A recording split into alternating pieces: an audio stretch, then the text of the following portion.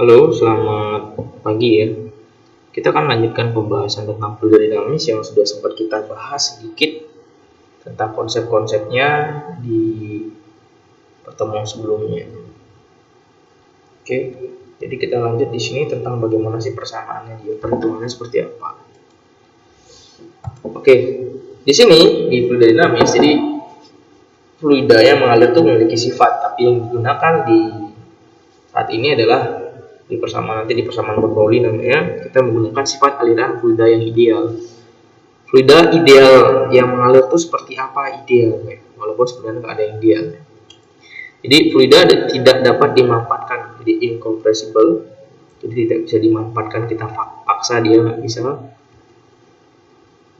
Tidak memiliki kekentalan fluida. Sebenarnya ya setiap fluida memiliki kekentalan masing-masing, tapi kita anggap di sini dia ideal gitu. Jadi viskositas ada di materi di bab sebelumnya tentang fluida statis. Kemudian aliran fluida tidak berubah terhadap waktu, jadi konstan dia mengalir. Jadi debitnya dia tetap nanti. Kemudian aliran fluida itu laminar atau laminen, itu bersifat tetap, tidak ada pusaran. Jadi di sini ada dua jenis sih alirannya, satu laminar jadi tetap meluncur biasa, kemudian ada turbulen. Turbulen itu yang kalian sering dengar di pesawat ya, itu ada pusaran, jadi alirannya tidak tetap ya. Kemudian tidak ada kehilangan energi akibat gesekan antara fluida dan dindingnya, dan tidak ada kehilangan energi akibat turbulen, dan tidak ada energi panas yang ditransfer pada fluida sebagai keuntungan ataupun kerugian. Jadi mendapat atau melepas energinya tidak gitu. Oke, yang pertama kita akan bahas tentang hukum kontinuitas. Kontinuitas itu keberlanjutan. Jadi lanjut. Di sini yang dibahas seperti yang sudah kita bahas sebelumnya ya. Jadi ada pipa yang luas penampang A1 ya. Jadi di sini luas penampang A1-nya, kemudian mengalir ke kanan dengan kecepatan V1.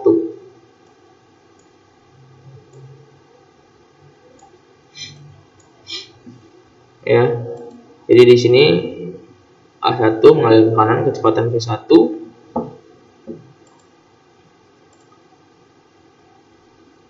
Selama waktu tertentu, misalnya dihitung alirannya dari A1, dia akan menempuh jarak sebanyak delta S1. Mengalir dia seperti kita bahas sebelumnya, ketika ada luas penampang yang besar masuk luas penampang yang kecil. Di waktu yang sama ternyata dia bisa mencapai jarak yang lebih panjang, yaitu delta L2 dan delta S1. A1 di sini dan di sini, sehingga menghasilkan kecepatan yang lebih besar. Kita sudah sempat bahas sebelumnya, kalau misalnya kalian menggunakan selang kalian ujungnya kalian tekan sehingga jadi menyempit di sana ukurannya, maka alirannya akan semakin cepat sehingga jatuhnya air akan semakin jauh. Di sana ada hubungan antara luas penampang dan kecepatan. Dan ini berlaku untuk keadaan fluida ideal, sehingga persamaannya bisa dijadikan. Oke, sebelum lanjut ke persamaannya, kita akan membahas sedikit tentang debit materi persamaan. Debit fluida itu adalah aliran fluida yang mengalir di sini dalam keadaan ideal, debitnya adalah konstan. Jadi debit itu ya secara sederhana, debit fluida itu adalah seberapa banyak volume yang bisa yang melewati pada sebuah aliran per detik atau per satuan waktunya. Jadi kalau misalnya kalian masih di seperti gambar ya, ada ember yang kemudian diisi. Jadi seberapa lama dia terisinya, makin cepat maka debitnya akan makin besar.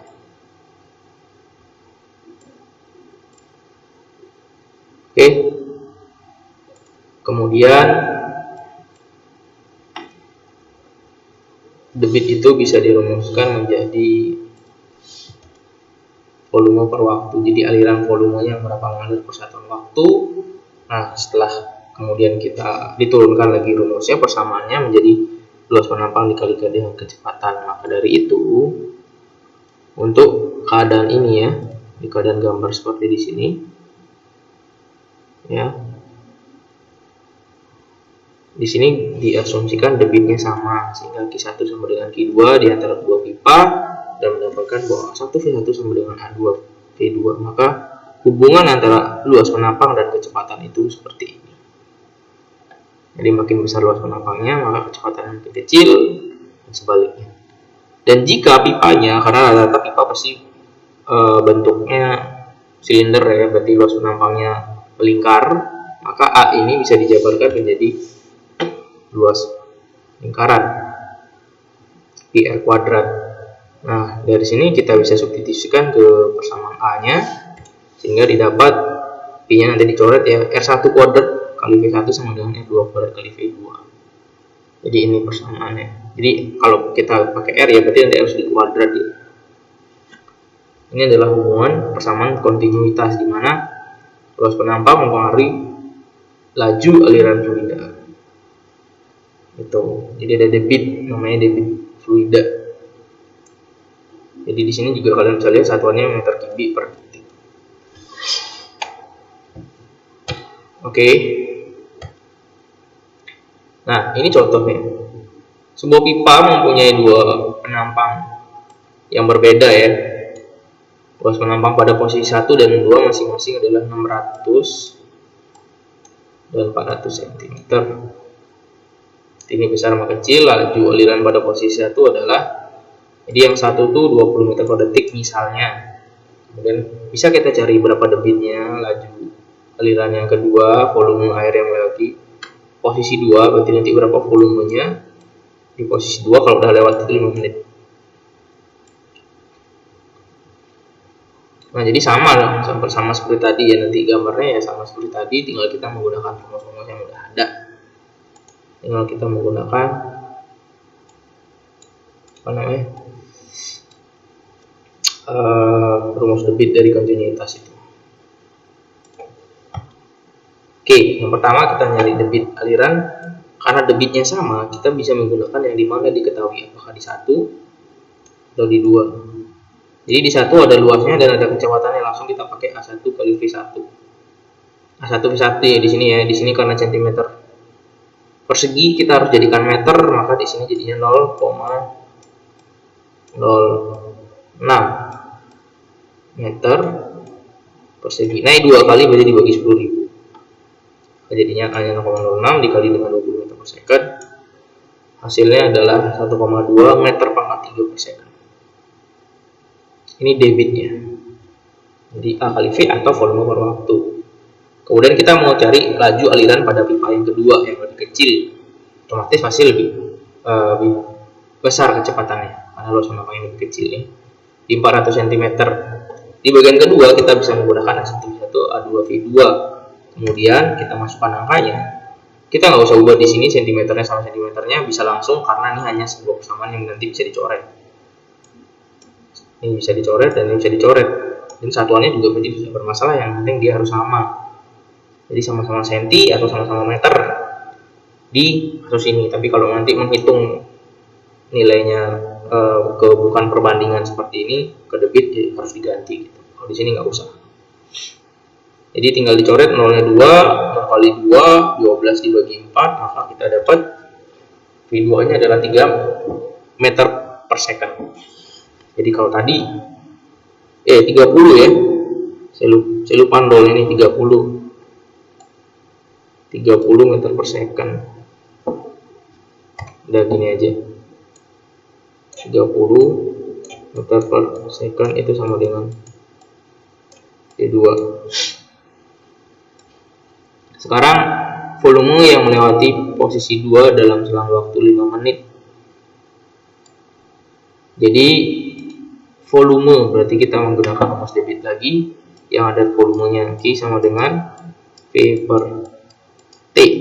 Yang kita cari adalah V, volume ya, V besar, berarti Q dikali dengan T. Q nya berapa? 1,2 dikali dengan waktunya 5 menit berarti 5, kemudian dikali dengan 60, maka hasilnya volumenya adalah